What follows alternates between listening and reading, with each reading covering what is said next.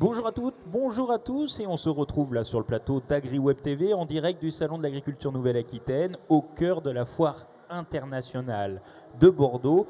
Nous allons parler aujourd'hui avec nos invités autour de la table de décarbonation et notamment de gaz vert, une conférence organisée par la filière gaz. Nous allons répondre à cette question quand même complexe, comment un mix énergétique diversifié peut répondre à l'urgence de décarboner les filières. Autour de la table, nous avons 4 invités et un invité également à distance, Thomas Ferrinck. Vous êtes coordinateur régional hydrogène et biogaz de l'ADEME. Bonjour Thomas. Bruno Lagrave, vice-président de la région Nouvelle-Aquitaine et président de Nouvelle-Aquitaine Mobilité. Bonjour. Philippe Dutuil, vous êtes de la société Cerbère 2.0 et vous êtes donc un professionnel du gaz. Merci, bonjour. Bonjour. Et enfin, Bertrand Guérin, vous êtes agriculteur, producteur de biométhane et l'un des pionniers, il me semble, en la matière. Bonjour Bertrand. Bonjour, tout à fait. Amaury Mazon, directeur territorial GRT Gaz Centre-Atlantique et également membre du bureau de l'association France Gaz Centre-Ouest. C'est bien ça, bonjour. Et je ne me suis pas trompé, hein. Voilà, le titre à rallonge. Donc aujourd'hui, face à l'urgence climatique, afin de répondre aux enjeux de décarboner les filières génératrices d'émissions de CO2, quelles sont les solutions apportées par les gaz verts? Je vais faire un petit propos introductif pour définir qu'est-ce que le gaz vert. Il s'agit d'une énergie renouvelable. Le gaz vert ou biométhane est une énergie souvent produite localement. Elle est issue de la fermentation de déchets qui proviennent majoritairement de l'agriculture. On va le voir avec vous, Bertrand Guérin. On parle ici par exemple de lisier, de fumier, mais aussi de cultures intermédiaires. Ça peut également provenir de l'industrie agroalimentaire. Ça peut aussi provenir des collectivités. C'est les déchets alimentaires des restaurations collectives. Je sais qu'en Dordogne, il y a le lycée agricole qui fait ça également. De tonte de pelouse aussi pour les collectivités, de boue des stations d'épuration, voire même des décharges. Voilà, la production de gaz vert. On peut voir aussi le fonction d'un méthaniseur. Vous en avez un chez vous, il me semble, Monsieur Guérin. Donc les déchets sont introduits dans une cuve privée d'oxygène appelée le digesteur, si je ne me trompe pas. Elle a souvent l'apparence d'une grande yourte, hein. On peut le voir dans une photo souvent en bord de route. Ce processus de transformation se nomme la méthanisation. Après quelques semaines de fermentation, 2 produits sont disponibles, du digestat. C'est un résidu qu'on utilise comme engrais naturel et qui contribue à l'amélioration de la qualité des sols agricoles, et du biogaz qui, après épuration, prend le nom de biométhane. On va beaucoup en parler dans cette émission, je crois. Un gaz 100% renouvelable, comme je l'avais dit. Le biométhane est ensuite injecté dans les réseaux de distribution ou de transport de gaz. Il a les mêmes propriétés que le gaz naturel, ce qui lui permet d'être utilisé à la fois pour le chauffage, la cuisson, la production de choses ou encore le carburant pour les bus, les camions, les bennes, les ordures ou bien les voitures. Ça, on le verra tout au long de tout ça. Moi, ce que je vous propose, c'est de donner tout de suite la parole à Thomas Ferrinck là, en visio. Thomas, vous allez nous expliquer un peu ce contexte général un peu avec le biométhane et la décarbonation. Oui, alors tout d'abord, quand on parle de décarbonation, on parle évidemment de limiter les émissions de carbone et donc de gaz à effet de serre. Et tout d'abord, quelques éléments de contexte, comme vous pouvez le voir sur le PowerPoint, slide. Effectivement, le PDF. En régie, voilà, merci la régie. Sur la slide d'après, sans doute. Si on se positionne sur le graphique, hein, on a les émissions de gaz à effet de serre en positionnant le curseur par exemple en 2025. On émet en France métropolitaine 400 millions de tonnes d'équivalent CO2. Et c'est réparti grossièrement dans quatre principaux secteurs. Un quart pour l'agriculture, un quart pour l'industrie, on va dire un gros quart pour le résidentiel et le tertiaire avec le chauffage notamment, et le reste pour les transports. Avec les 3 derniers secteurs que j'ai cités qui sont quand même en diminution assez croissante. Donc voilà, et ça c'est l'état actuel.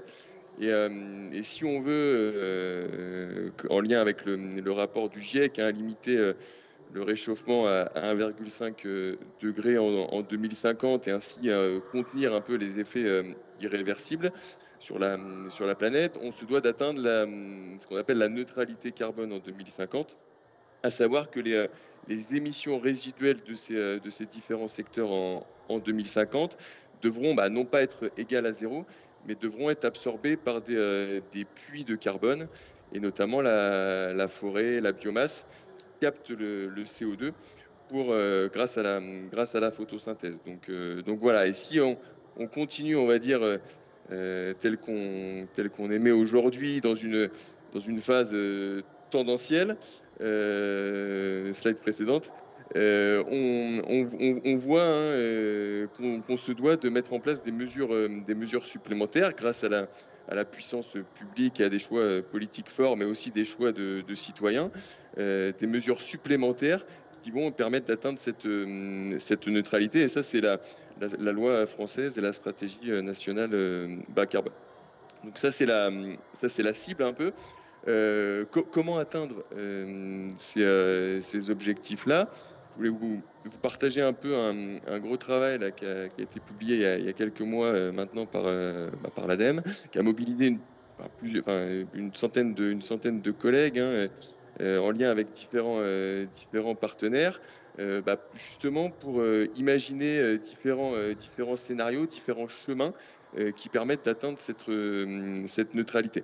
Alors à la fois imaginer l'atteinte d'une transition énergétique, mais plus globalement, et c'est là un peu la plus-value que peut avoir ce travail-là par rapport à des travaux complémentaires qui ont été publiés par certains collègues autour de la table, les énergéticiens, les gaziers, qui avaient une envergure axe énergétique. Là, on a regardé aussi les transitions mobilité, les transitions industrielles, hydrogène, les transitions tous les modes de vie, alimentaires, résidentiels, etc. Et en faisant des liens grâce à des logiciels de dimensionnement entre ces différentes thématiques. Ce qui permet, par exemple, de ne pas compter deux fois la biomasse qui permet d'absorber le carbone et celle qui va produire de l'énergie. Donc ça, c'est un gros travail. Et on a donc publié quatre chemins distincts, avec pour chacun un besoin plus ou moins important de limiter les consommations et d'atteindre ce qu'on appelle la sobriété, et également des besoins de développement technologique et d'innovation pour atteindre cette neutralité. Donc les curseurs de sobriété sont très poussés sur nos scénarios 1 et 2, et les curseurs d'innovation et de technologie sont bien poussés sur les scénarios 2 et 3. Très bien. Vous avez quelques exemples concrets, les enjeux, les perspectives de la décarbonation? Alors justement, pour imager un peu ces travaux-là et rentrer un peu plus dans le concret, deux exemples. Le premier, bien en lien, je pense, avec le salon et puis le sujet de cette table ronde, c'est comment décarboner le gaz fossile, naturel, CH4 fossile. Et ce qu'on peut voir, deux enseignements principaux. Le premier, et je dirais c'est la condition sine qua non préalable pour atteindre des forts taux de pénétration de renouvelables dans le gaz, c'est diminuer les consommations de gaz, et dans tous les secteurs. Donc, quels que soient nos scénarios 1 à 4, on a une réduction à amorcer de moins 15% à une division par 3 de la consommation de gaz. Et ça, c'est valable pour le gaz, on va dire, pour produire de l'énergie, de l'électricité, mais aussi pour le gaz en industrie. Par exemple, en électrifiant des process. C'est valable aussi pour le gaz pour le secteur résidentiel et tertiaire, typiquement en améliorant l'enveloppe des bâtiments et l'isolation, en travaillant sur des équipements plus performants de pompe à chaleur. On parlera tout à l'heure, un collègue autour de la table, de pompe à chaleur hybride. Donc voilà, ça c'est un point essentiel. On se doit de miser sur la sobriété.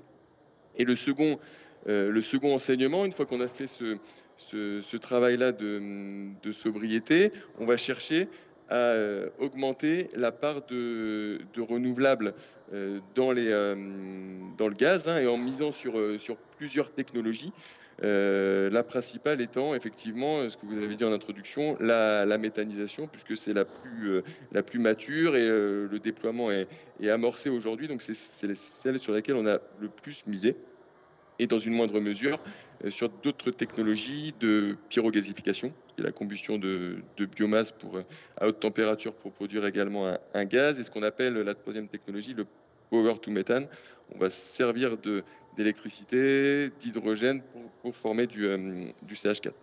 Donc l'enseignement principal, c'est que même en poussant ces curseurs-là, et malgré les travaux qu'on avait pu faire précédemment, toujours en lien avec les partenaires autour de la table, et notamment les gaziers, je parle du fameux scénario 100% gaz vert, en travaillant sur l'interface entre toutes ces thématiques, et de façon assez globale, on observe que on atteint un taux de décarbonation, selon les scénarios, de 50 à 88%. Donc on reste sur une part de gaz importé, et que malgré ça, ça demande à ce que la méthanisation et le nombre d'unités en France soit démultiplié. On parle d'à peu près 5000 installations en 2050, hein, en injection, donc on a un facteur quasiment 10 par rapport à l'état actuel.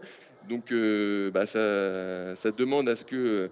sont des installations qui sont en France, qui ont émergé il y a maintenant une quinzaine d'années. L'autonomie financière de ces installations, on observe, est toujours pas là. Donc ça demande soit de nouveaux modèles économiques, hein, qui sont malheureusement toujours pas opérationnels, qui permettront une autonomie, ou alors que là encore les pouvoirs publics puissent accompagner le déploiement de cette filière via à la fois un tarif d'achat et puis un soutien via subvention. Et enfin, que le citoyen aussi puisse accompagner cette émergence en favorisant l'acceptation de ces installations sur le territoire, sous réserve évidemment qu'elles apportent des bénéfices au territoire, mais c'est très souvent le cas.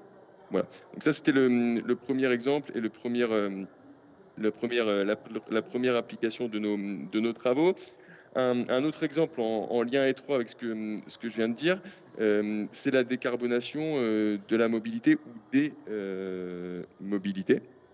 Et là encore, avant d'aborder la décarbonation des vecteurs énergétiques, des carburants, il est important de noter qu'on doit actionner 4 autres leviers principaux, qui sont, je dirais, même prioritaires par rapport à la décarbonation des carburants. Qu'est-ce que sont ces leviers?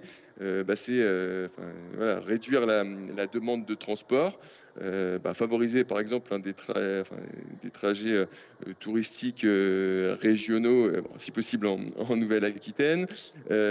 Travailler aussi sur le report modal, les trajets courts domicile-travail en vélo, ou les trajets professionnels en train pour rejoindre Bordeaux depuis Limoges. Malheureusement, ça n'a pas porté chance ce matin avec 2 heures de retard, mais on voit qu'on arrive à trouver les solutions. Optimiser le taux de remplissage dans les véhicules, plus connu sous le terme de covoiturage, et améliorer l'efficacité énergétique et diminuer le poids des véhicules. Donc on doit actionner ces leviers-là, et ensuite derrière, on peut travailler pour limiter l'intensité carbone de l'énergie et de mon carburant. Donc là aussi, pour réduire l'intensité carbone de l'énergie dans le carburant, je voulais repositionner les choses un peu dans leur contexte, hein, grâce à un travail qui a été fait par la structure indépendante Carbone 4. C'est important d'avoir un avis indépendant sur ces éléments-là, et qui a, pour un véhicule lourd bus, on peut avoir les mêmes conclusions pour d'autres véhicules, analyser sur l'ensemble du cycle de vie de ce bus son empreinte carbone. C'est-à-dire à la fois pour son carburant, mais aussi pour la fabrication du véhicule, la fabrication des batteries éventuellement quand on parle d'électrique, jusqu'au démantèlement du véhicule, et ça pour différentes carburations. Donc par ordre chronologique sur le schéma, diesel, gaz naturel, biogaz naturel, batterie électrique, et puis les deux derniers points, hydrogène par électrolyse de l'eau sur une électricité telle que le présente le mixte français. Et le dernier, hydrogène produit par électrolyse de l'eau sur un mixte 100% renouvelable. Donc quelques principaux enseignements aussi. Hein. Là, on voit qu'on a quand même deux groupes. Hein. Le groupe diesel, gaz naturel, où on décarbone pas ou très peu. Et puis le reste, où on a des carburants dits alternatifs performants avec le bio-GNV, la batterie et l'hydrogène. Donc tout ça pour dire que quand on raisonne transition mobilité, on doit raisonner avec l'impact carbone sur l'ensemble de vie de mes carburants. Et ce qu'on voit ici pour le gaz, on pourrait parler aussi d'électricité, le fait qu'on soit sur du 100% renouvelable, on a une émission 3 à 4 fois moins élevée que quand on est sur du gaz naturel fossile. Donc les stations aujourd'hui étant quand même en grande majorité raccordées au réseau, un réseau qui est composé, qu'à 3% de biométhane et le reste étant du gaz naturel fossile, on est plus sur le bâton numéro 2 que sur le numéro 3, donc d'où l'importance de renforcer les renouvelables. Donc voilà, et sur l'ensemble, on n'atteint pas zéro, donc d'où encore une fois l'importance d'actionner les 4 premiers leviers. Les 4 premiers leviers. Et juste pour finir, sur la dernière slide, et c'est important de le noter, on a un dernier travail. On a ici réparti pour plusieurs types de véhicules les carburations qu'on a ciblées, carburations alternatives en 2050. Et on voit que sur certains types de véhicules comme la voiture, on a fait des choix très tranchés sur du mono-énergie, typiquement la batterie électrique, puisqu'au niveau technique, au niveau autonomie, elle fait l'affaire sur ce type de véhicule. Le déploiement est déjà amorcé en France, même si on voudrait qu'il soit plus croissant. Sur d'autres types de véhicules comme le lourd, le véhicule utilitaire léger, le poids lourd, et puis on peut aussi parler de ferroviaire et de maritime, on a actionné plusieurs carburants et plusieurs motorisations, dont l'électrique, dont l'hydrogène et dont le biogaz naturel pour véhicules, puisqu'on a besoin de tous ces vecteurs pour atteindre la neutralité carbone. Donc ils sont, et ça c'est, finir là-dessus, il faut bien les voir en complémentarité et non pas en concurrence. Et d'ailleurs, les grands transporteurs pour qui la route et le métier ont déjà misé sur une conversion de flotte à du multi-énergie. Voilà un petit peu le contexte pour cette table ronde. Mais merci Thomas pour cette contextualisation. On va parler d'ailleurs mobilité avec vous, Renaud Lagrave. On va aborder un peu les points sur la mobilité parce que la Nouvelle-Aquitaine, c'est une région qui est quand même très engagée. Il y a eu Néoterra, la feuille de route pour l'énergie renouvelable, etc. Et aujourd'hui, dans les mobilités, il y a eu une annonce le 12 mai dernier à Ferrocampus à Saintes. Vous pouvez nous expliquer un peu, on travaille sur des trains au bio-GNV. Oui, alors bonjour à toutes et à tous. Effectivement, vous avez évoqué la feuille de route Néoterra qui prévoit effectivement une indépendance de la Nouvelle-Aquitaine en termes de bio-GNV d'ici à 2050 et qui prévoit d'ici à 2030 la sortie de l'ensemble de nos cars régionaux et TER du diesel. Donc ça laisse plus beaucoup de temps finalement, mais heureusement on s'y est pris un peu à l'avance.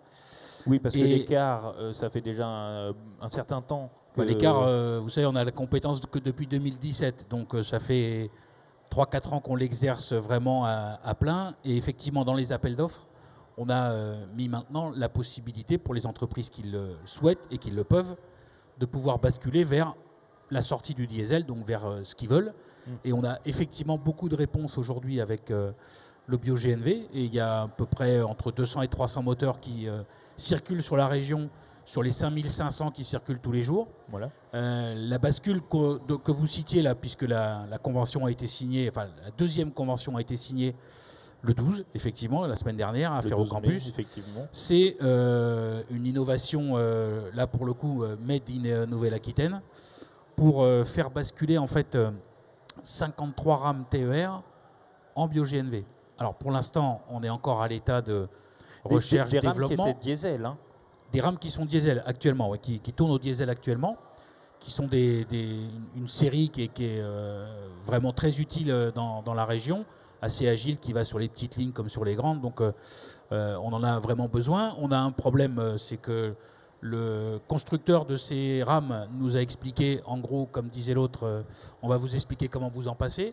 La sortie du diesel, j'entends. Voilà. Donc nous, on leur a expliqué que non. On avait le souhait, parce que ce n'est pas des rames très anciennes, donc on a encore un petit peu de temps devant nous pour les faire rouler. Donc on leur a dit, malgré le fait qu'ils n'avaient aucune proposition, écoutez, nous, on va le faire sans vous. D'où le fait que depuis maintenant 1 an et demi, on travaille effectivement au Ferro Campus avec GRDF, avec la SNCF, avec plein d'opérateurs pour, d'une, faire l'acquisition de 2 rames, ça y est, c'est déjà fait, elles sont arrivées, pour pouvoir changer la motorisation et faire en sorte que sur cette motorisation, on puisse prouver par A plus B, enfin, en tout cas si ça fonctionne, je touche du bois, qu'une rame TER au bio-GNV peut demain fonctionner. Ce qui veut dire que non seulement on aura un prototype, mais qu'ensuite on aura 53 exemplaires que pour la Nouvelle-Aquitaine qui pourront basculer au bio-GNV, avec en toile de fond 2-3 régions qui sont en train de regarder ça d'un petit peu plus loin, mais qui nous disent si ça fonctionne chez vous, on vous enverra les rames qui sont à changer aussi au bio-GNV. Donc il y a une vraie dynamique qui est créée. Maintenant, il faut que ça fonctionne. Et la deuxième convention qui a été signée la semaine dernière, c'est pour maintenant passer aux travaux pratiques à Saintes, oui, pour changer véritablement le moteur et le passer en bio-GNV. Oui, parce que là, l'objectif, c'est que fin 2023, on ait déjà un exemple concret, quoi. Oui, alors fin 2023. C'est demain, hein. Moi, vous savez, en temps ferroviaire, maintenant, parce que les trains sont en retard, en général, en temps ferroviaire, il y a un petit peu tout qui est en retard. Donc, fin 2023, ça c'est sur les PowerPoint.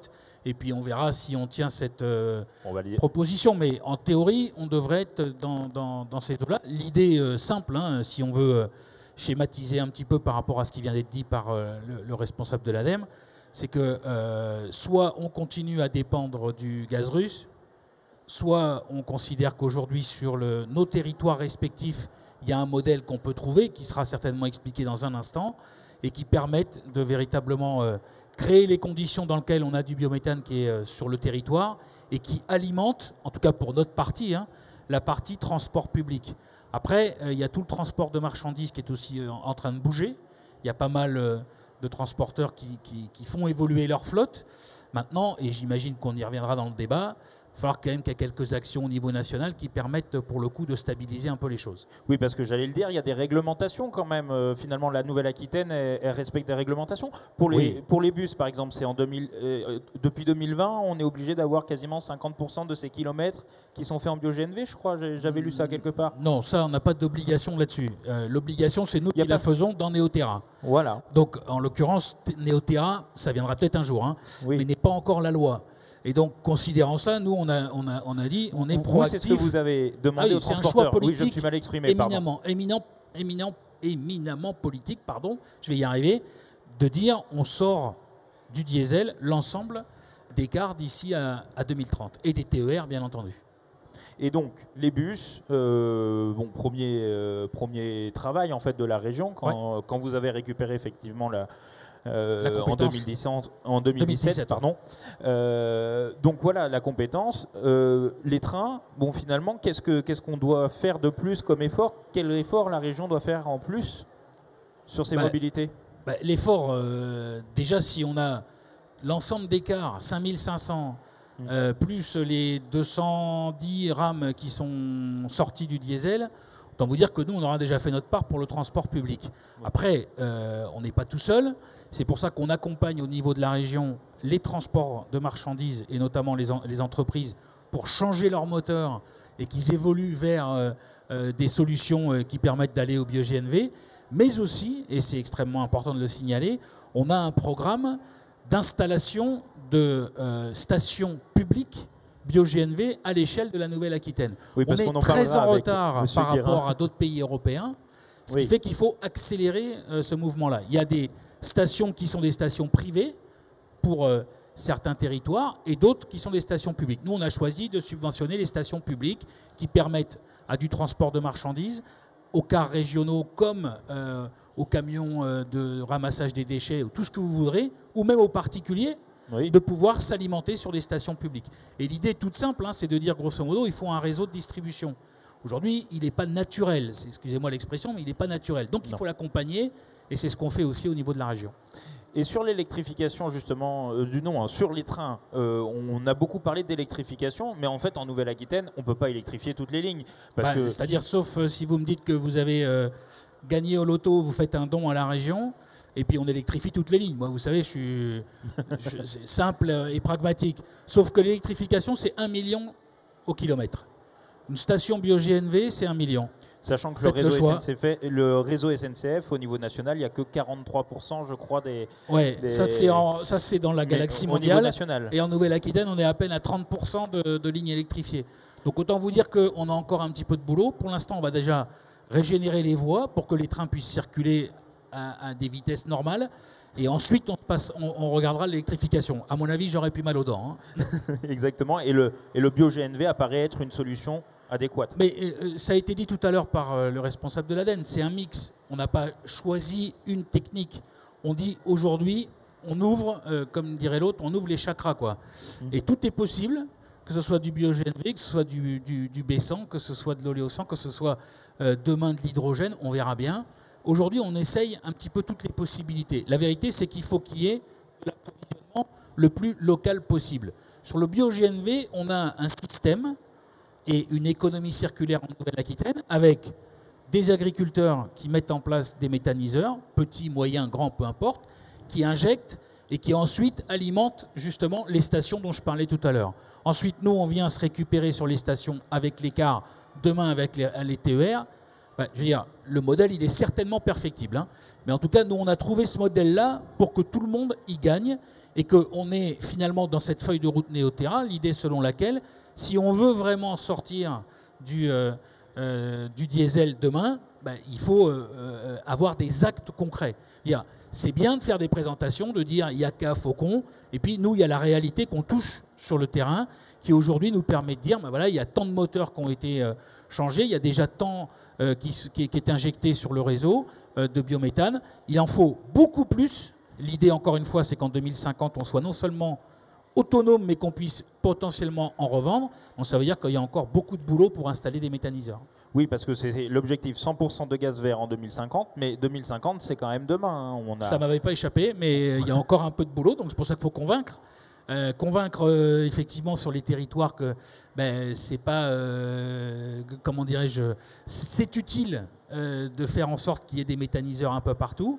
C'est utile pas que pour les transports, hein, pour d'autres choses aussi. Et puis d'expliquer que là, on est vraiment dans l'économie circulaire et qu'on ne dépendra plus demain, encore une fois, hein, parce que là, on a beaucoup parlé ces dernières années justement de l'évolution du prix du gaz.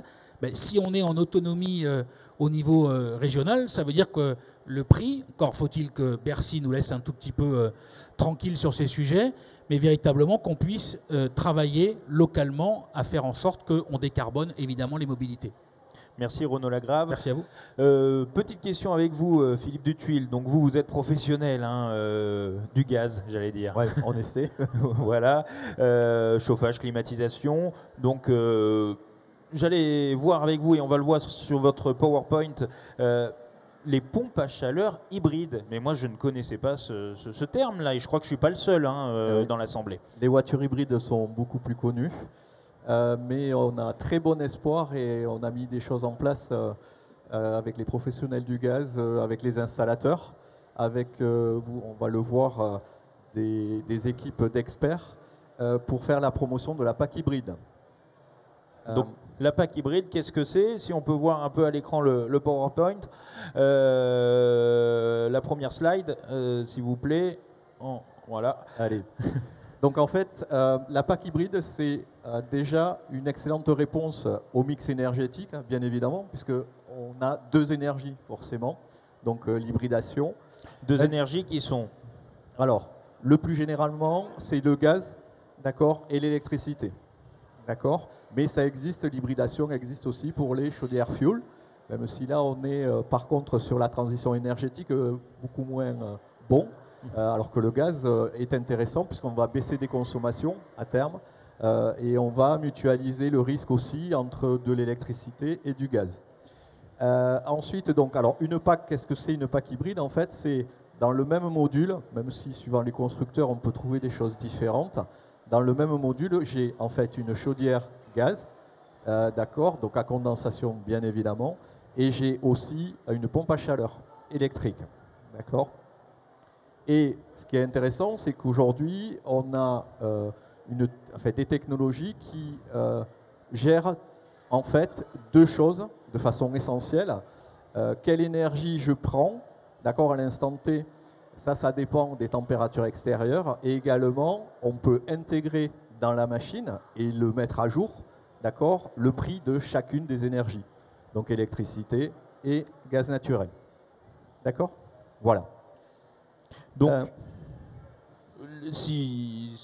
en vous écoutant, la PAC hybride, quand on dit PAC, moi ça me fait penser à la PAC agricole, mais bon, la pompe à chaleur hybride, c'est plutôt plus sobre et moins polluant finalement. Bien sûr.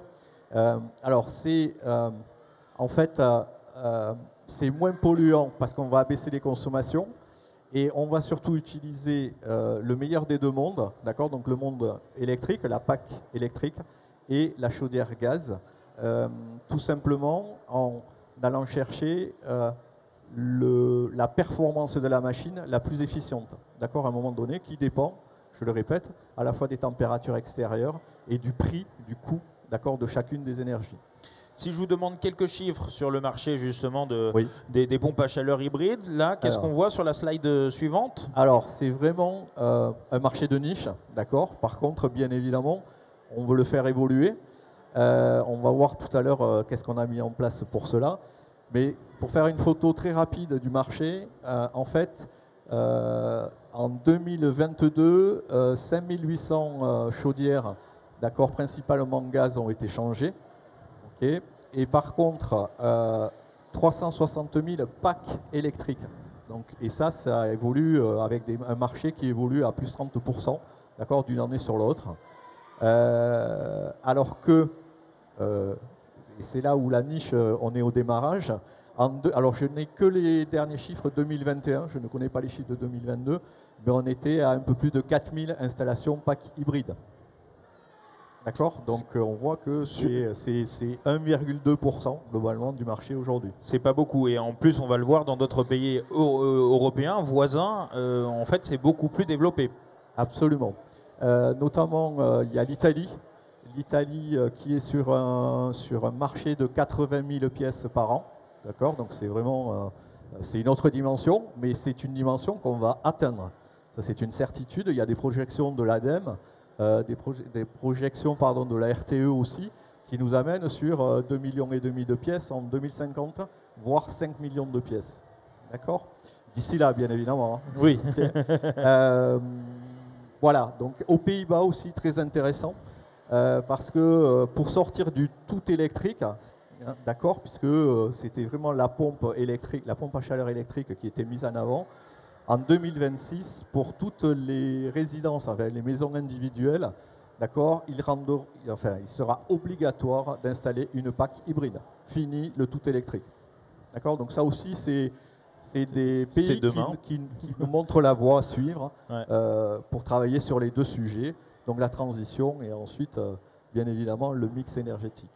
C'est vrai que le laps de temps est très restreint pour les Pays-Bas. Si je vous écoute, comment on peut faire en France pour un peu doper les ventes, j'allais dire, ou plutôt favoriser quelle politique on peut avoir sur la slide suivante? Ouais. Alors déjà, il y a forcément, ça passe par l'incitation financière, bien évidemment. De fait, le marché de la PAC électrique, il est né comme ça, d'accord. Il s'est développé grâce aux aides de l'État. La PAC hybride, bien évidemment, ne va pas y échapper. Donc on est au même niveau, ça c'est intéressant, d'accord, au niveau des aides que la PAC électrique. Donc exactement les mêmes conditions avec le certificat d'économie d'énergie, d'accord, qui varie entre 4 000 € et 2 500 € suivant les revenus, d'accord, des personnes, en sachant que là, tout le monde est éligible, d'accord, jusqu'à ces 2500 euros. La deuxième partie, c'est ma prime rénov', qui, elle, par contre, est aussi liée aux revenus. Par contre, exclut les revenus supérieurs. Voilà, ils ne sont pas éligibles. Mais pareil, là, on a des primes qui vont de 5 000 euros à 3 000 euros pour les gens qui sont éligibles, suivant leurs revenus. Bien évidemment, la TVA à 5,5, d'accord, et en fait, bien évidemment, l'éco-prêt à taux zéro. Donc l'incitation, on va dire, elle existe, elle marche, elle fonctionne. Nous, à chaque fois qu'on propose la PAC hybride, honnêtement, déjà, on est rarement en concurrence puisqu'on est 1500 experts à la proposer. D'accord, mais ensuite, le client très rapidement trouve le bon sens de garder deux énergies, d'accord, de prendre le meilleur, on va le voir tout à l'heure, de chacune des machines à un instant T. Voilà, donc ça c'est vraiment important. Et un peu pour conclure, votre œil d'expert, les vertus peut-être de cette pompe à chaleur. Alors, les vertus, les vertus, elles sont multiples. Bon, on a vu déjà, c'est aidé au même titre qu'une pompe à chaleur traditionnelle. La deuxième vertu essentielle, c'est vraiment, il faut qu'il avance un peu. Oui, la slide suivante. Là, le deuxième aspect. Donc, là c'était l'évolution des prix mensuels. Ouais, peut-être les énergies. que vous pouvez en dire un petit mot. Ouais, ça c'est un slide que j'aime bien parce qu'en fait, alors c'est des courbes du coût des énergies depuis 2007 à décembre 2022. Alors là où je suis certain de ne pas me tromper, c'est que toutes elles augmentent et elles ne cesseront d'augmenter, d'accord, dans les années et les décennies à venir. Et ça c'est salvateur pour le monde, pour la planète, etc. C'est indéniable. Et si on regarde, parce que on pourra y revenir tout à l'heure, mais on voit quand même un prix kilowatt électrique, d'accord, qui est à 19 centimes, et on voit en parallèle un prix gaz naturel, d'accord, qui est aux alentours des 10 centimes. D'accord. D'accord, donc ça c'est la courbe jaune pour le gaz naturel et bleu-vert pour tout en haut. Pour il y en a une, elle est tout en haut, l'autre elle est tout en bas. Voilà. Voilà, on peut passer sur le slide. Sur les vertus, ouais. Exactement. Donc en fait, on a parlé, le marché il est aidé, d'accord. Ensuite, on va... alors, ouais, ça c'est la slide d'avant, mais on va la garder. Parce qu'en fait, ici, ça explique comment ça fonctionne en fait. Donc, j'ai dit que c'était un module où j'ai une PAC électrique et une chaudière, d'accord, à condensation. En fait, suivant le COP de la machine, donc de la pompe à chaleur, tant qu'il est bon, on va prendre un raccourci. En général, une PAC a un très bon coefficient de performance, ce qu'on appelle un COP, à partir de plus 5 degrés. Bien évidemment, plus je vais monter dans les températures extérieures, meilleur va être mon COP, puisque je vais capter plus facilement, d'accord, de l'énergie, de la chaleur dans l'air. Donc ça, c'est un fait. Ça veut dire que si vous voulez, à partir d'un COP de 2, sur une pompe à chaleur électrique, je prends mon 20 centimes, pardon, je vais y arriver, d'accord, je suis à 10 centimes le kilowatt restitué. D'accord. Concernant le gaz, j'ai un COP, j'ai un prix kilowatt constant, d'accord, qui lui est à 10 centimes, on l'a vu tout à l'heure. Mais ça veut dire que quand ma pompe à chaleur, on descend sur des températures extérieures qui vont être par exemple de 0 degré ou de 2 degrés ou de 3 degrés, j'ai mon COP qui s'effondre. C'est-à-dire que là, la pompe à chaleur revient à un système en fait d'un radiateur électrique, c'est-à-dire que je consomme 1 kW électrique au compteur, j'en restitue 1 via la machine. D'accord. Et c'est là où l'intérêt de l'hybridation, de façon automatique, à ce moment-là, c'est la chaudière, d'accord, qui prend le relais. Et je ne me retrouve plus avec un prix kilowatt consommé, d'accord, de 20 centimes, mais de 10 centimes. Voilà. C'est vraiment tout l'intérêt de la chaudière gaz hybride. Voilà, on prend le meilleur des deux machines, c'est souvent ce que je dis à mes clients, et on va chercher les économies financières, mais aussi de par comment dire, Mais c'est un peu plus sobre aussi au niveau du point de vue énergétique, Voilà, on a moins de CO2, de par la on décarbone sobriété. un peu. Merci, Voilà. c'est le mot. De par la sobriété, bien évidemment, on pollue moins. Il y a le pan économique, mais aussi le pan Absolument. écologique, on va appeler Absolument. ça comme ça. J'allais vous demander également, pour finir un peu, parce que j'ai essayé de conclure un peu vite, mais sur les vertus finalement, en quelques mots de conclusion sur la dernière slide. Alors il y a des choses intéressantes parce qu'il y a des arguments qui sont utilisés parfois pour les vendeurs de packs électriques qui s'empressent de vous la mettre en place et vont vraiment de façon illogique pousser le client en fait à se retirer du réseau, d'accord et franchement, c'est pas une bonne chose pour le mix énergétique, premièrement. Et ensuite, on vient de le voir, ça n'a pas de sens puisque la PAC hybride, justement, apporte une solution vraiment très concrète. Donc ça, c'est pas normal. Ensuite, oui, ce qui est intéressant en fait dans la PAC hybride, c'est qu'en fait, ça permet de ne pas augmenter l'abonnement électrique, parce que ça coûte cher, et en même temps de pouvoir descendre son abonnement gaz, et de passer au système cuisson.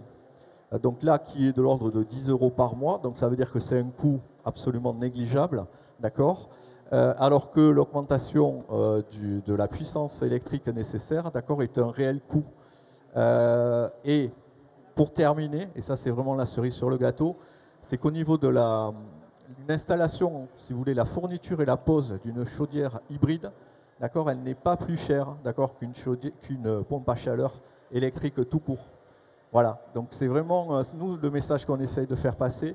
Les 1500 experts, et on va grandir et on va grossir et prendre de l'envergure. C'est vraiment un produit superbe. Les fabricants nous suivent aussi là-dedans, puisque de plus en plus de fabricants se mettent à travailler sur le produit. Là, il y a 9 produits, enfin 9 fabricants qui proposent la PAC hybride. Il y en a 2 qui arrivent là maintenant de suite en plus, donc on passe à 11, et tous les autres, ils travaillent aussi. Voilà, donc ça veut dire que le marché, il est là et qu'il y a un intérêt certain. Et moi, je trouve presque de façon inadmissible, si vous voulez, quand un client a un réseau GazNat, a une chaudière gaz par exemple, il est sur le réseau, il est raccordé, de lui dire, vous inquiétez pas, on vous met une pompe à chaleur électrique, vous sortez du réseau et on va vous faire gagner de l'argent. Eh bien, il y a mieux à faire, c'est mettre une PAC hybride dans ce cadre-là. Voilà. Bon, mais merci pour cet éclairage sur la pompe à chaleur hybride. Bon, on est au salon de l'agriculture, ça ne vous a pas manqué. Hein. Derrière moi, il y a le ring qui est un peu en ébullition. On va parler quand même un peu d'agriculture avec vous, Bertrand Guérin. Donc, vous êtes agriculteur en Dordogne et vous êtes la première unité de méthanisation en Aquitaine à l'époque, hein, parce qu'il n'y avait pas encore les grandes régions, il me semble. J'étais devancé de 2 ou 3 mois par un collègue de la Vienne, non ? De Charente. De Charente, bon. Oui. Donc en Aquitaine, c'est quand même... Donc comment présentez-nous un peu votre exploitation. Vous, qu'est-ce que vous avez fait ? Vous avez tout de suite pris le pli de la méthanisation, sans doute en regardant des exemples dans d'autres pays voisins aussi ? Il a fallu faire ça au début, effectivement.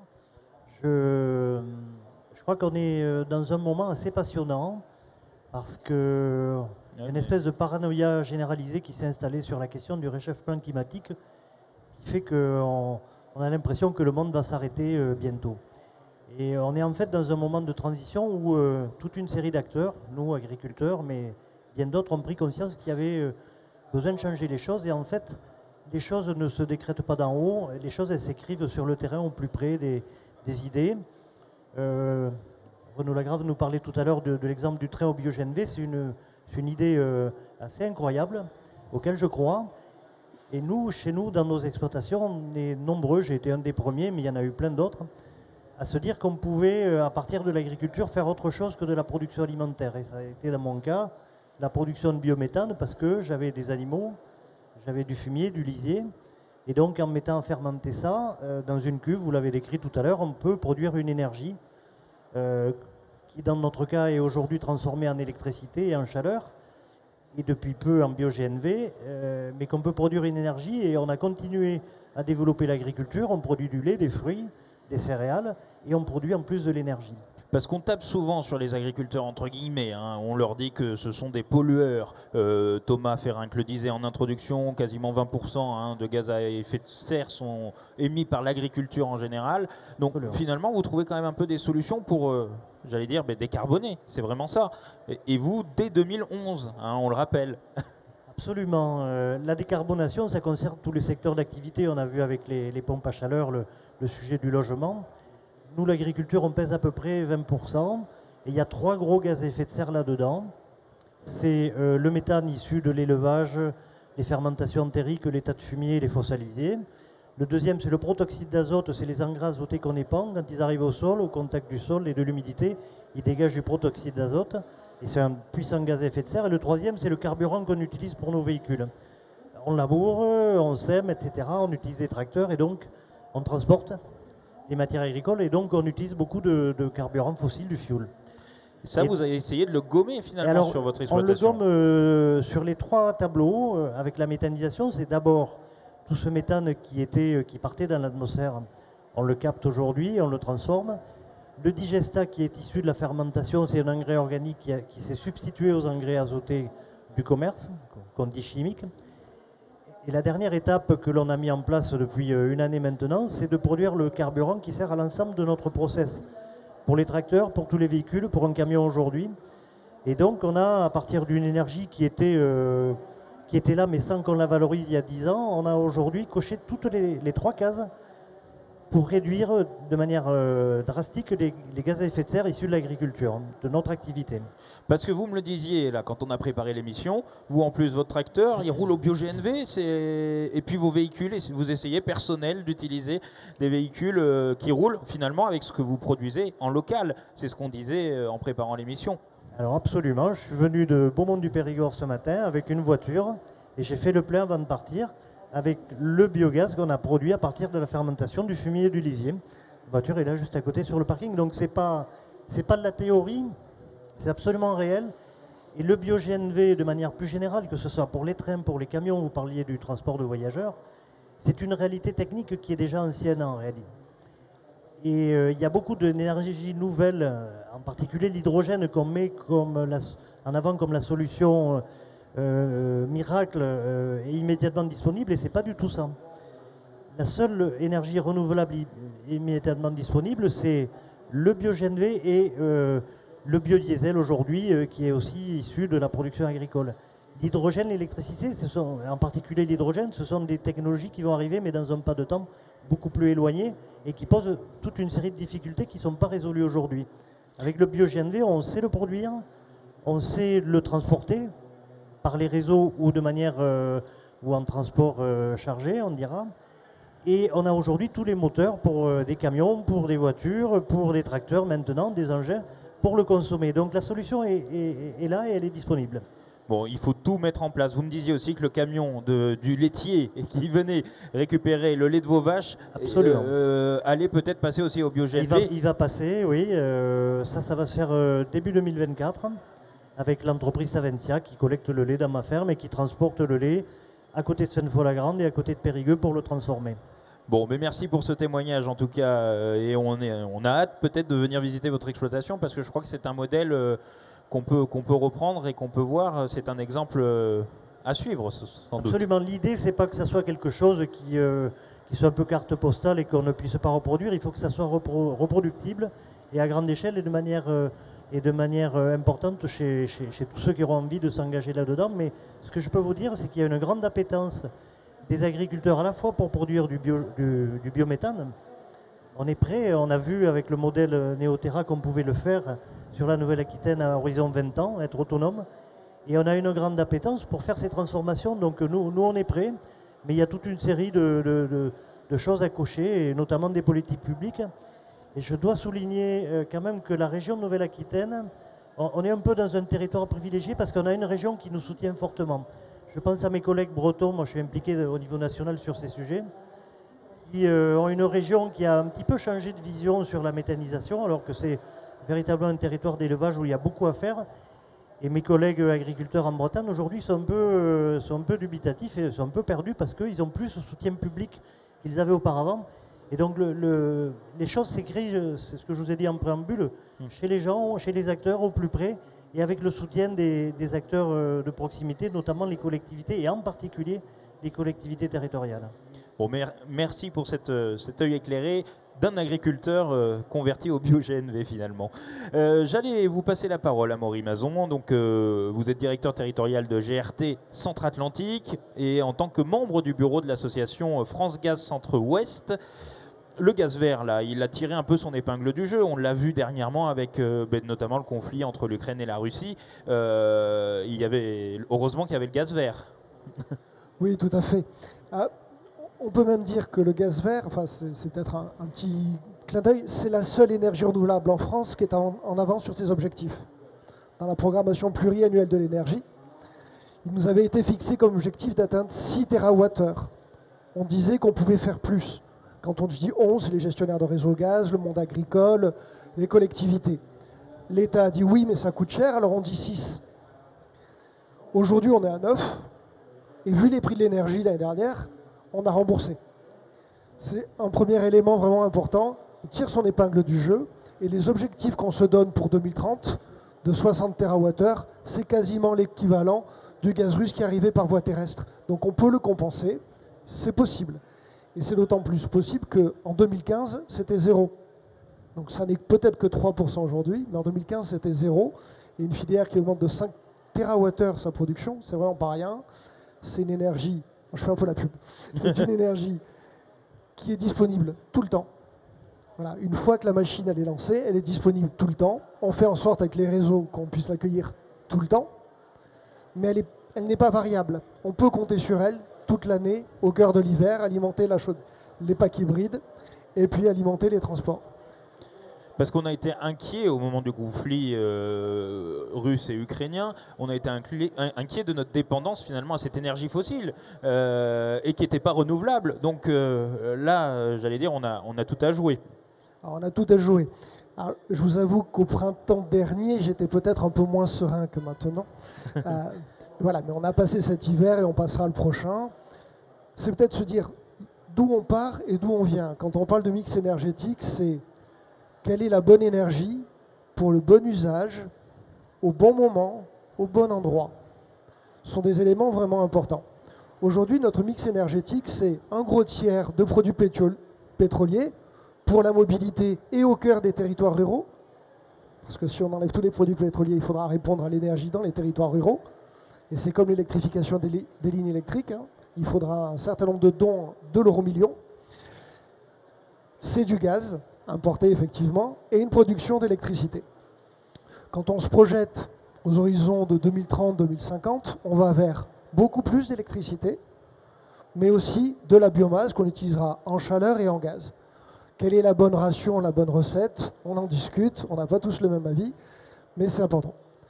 Mais 2050, ce n'est pas tout de suite. Et c'est un mur d'investissement potentiel. Si on revient sur l'hiver qu'on vient de passer, oui, où on a eu peur. On a eu peur, et vous m'avez parlé du gaz, je pourrais vous parler de l'électricité. On a consommé 2 fois plus de gaz en 2022 pour produire l'électricité qu'en 2021. Parce que quand il y a moins d'eau, les barrages hydrauliques sont moins disponibles. Voilà. Le système nucléaire, il est plus sous tension. C'est un parc ancien qu'il faut renouveler. Bon, mais ça ne se fait pas en claquant des doigts. Et réussir cette transition énergétique, c'est un mur d'investissement. On a un peu de temps, mais plus ça va, moins on en a. Pour autant, il ne faut pas non plus rapprocher le mur trop vite. Et quand on a des solutions comme le bio-GNV, le biométhane, autant profiter des solutions qu'on a pour la faire marche par marche, cette transition, et qu'elle soit acceptable et finançable. C'est vraiment ces éléments-là, en termes de complémentarité, c'est ce qu'on a à cœur de jouer. Le gaz et l'hydrogène. Je prends un élément, mais quand on se projette aux horizons 2030 et 2050 en gaz, en 2021, il ne faut pas retenir tous les chiffres que je donne, on consommait à peu près 470 TWh de gaz. Du méthane, très très très majoritairement importé. Quand on se projette en 2050, on imagine qu'on consommera 235 TWh de méthane, neutre en carbone, sachant que dans l'étude ADEME dont parlait Thomas Ferrin en début, c'est 430 TWh de potentiel. Donc on mobilise que 50% pour répondre à 100% des besoins. Voilà. Ce sont ces éléments-là. Et puis on fera un peu d'hydrogène et on sera en soutien du système électrique pour avoir toujours la bonne énergie au bon endroit, au bon moment. Et j'en rajoute une dernière avant votre question. Allez-y, j'allais. La grande transformation de ce mix énergétique, c'est pour ça que c'est important que la région, un agriculteur, soit à nos côtés, c'est que dans le mix énergétique, un tiers, c'était un système centralisé, piloté par les entreprises publiques ou le marché. Aujourd'hui, cette transition énergétique, elle se fait dans les territoires, dans des logiques d'économie circulaire, et ça aussi, c'est à construire. Oui, on a un peu inversé le modèle de centralisation. Je sais que c'est quelque chose qui est fort dans notre région, la décentralisation surtout. J'allais vous dire merci quand même, parce que le temps presse et le temps passe très vite.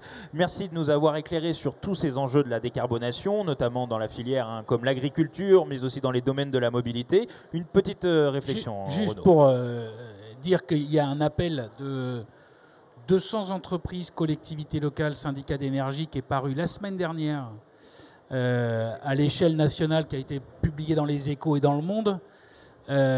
J'ose espérer que cet appel sera suivi de réponses, tout simplement parce qu'on a besoin aujourd'hui, si on veut que ces modèles-là fonctionnent, qu'il y ait véritablement une fiscalité qui soit adaptée par rapport à ces choix-là, et notamment sur les territoires. On ne peut pas dépendre, encore une fois, des spéculations qui se font alors que c'est produit ici, consommé ici, ce qui veut dire que tout simplement cet appel qui est paru la semaine dernière, il est extrêmement important. J'espère qu'il y aura une réponse apportée pour que tout ce qu'on est en train de se dire puisse se développer dans les temps dont on se parlait, c'est-à-dire 2050. Tout le monde a entendu ça, nous ce sera 2030 pour les moteurs, mais je veux dire qu'en 2050, on ait vraiment un modèle économique et un modèle vertueux qui nous permettent véritablement cette transition. Derrière vous, il y a Thomas Ferrin qui nous impressionne un peu, mais vous aviez un dernier mot, mais vraiment rapide, parce qu'il va falloir qu'on rende un peu l'antenne. Donc allez-y rapidement, et puis après on va conclure. Ok, alors juste un mot pour enfoncer le clou sur ne pas opposer les technologies bio-GNV, hydrogène entre elles, mais puisqu'elles sont complémentaires. Évidemment, il y a un décalage de temps de maturité, on va dire une dizaine d'années. Toutefois, on a, et puis nos élus le savent, sur le territoire néo-aquitain à Pau, les premiers, là on parle de mobilité lourde, les premiers bus à haut niveau de service au nombre de 8 qui tournent sur du 100% hydrogène depuis fin 2019. Donc voilà, on a 2 ans actés de retour d'expérience avec des performances en termes d'autonomie, en termes de disponibilité technique et commerciale qui sont largement équivalents aux sources fossiles. Donc voilà, je réinsiste, mais encore une fois, les solutions sont complémentaires. Parfait, merci Thomas pour cette intervention. Moi, je vais conclure sur cette émission. Juste pour finir, une petite info, au 15 mai 2023, donc les chiffres sont tout récents, la Nouvelle-Aquitaine compte 50 unités de méthanisation qui injectent dans le réseau gaz pour une capacité totale de 1190 gigawatts par an de biométhane, soit l'équivalent de la consommation de près de 297 000 logements neufs ou de 5 000 bus bio-GNV, c'est notre flotte quasiment. Donc voilà, c'est la région Nouvelle-Aquitaine apparaît être en avance sur le gaz vert, un effort de verdissement, on l'a vu avec vous, Renaud Lagrave. Les objectifs sont précis, c'est pour 2050. Mais 2050, on l'a dit, c'est demain. Et nous, on se retrouve là d'ici peu sur agriweb.tv. Et n'hésitez pas à visiter le stand de GRDF avec une DeLorean magnifique à voir qui fonctionne au gaz vert. Retour vers le futur, tout le monde l'a vu, elle fonctionnait avec des déchets. Ben là, désormais, c'est vrai, elle fonctionne avec des déchets verts. Donc voilà. Donc n'hésitez pas à venir faire un tour au Salon de l'Agriculture Nouvelle-Aquitaine ici à Bordeaux, à la Foire internationale. Et rendez-vous sur agriweb.tv, la web TV du salon.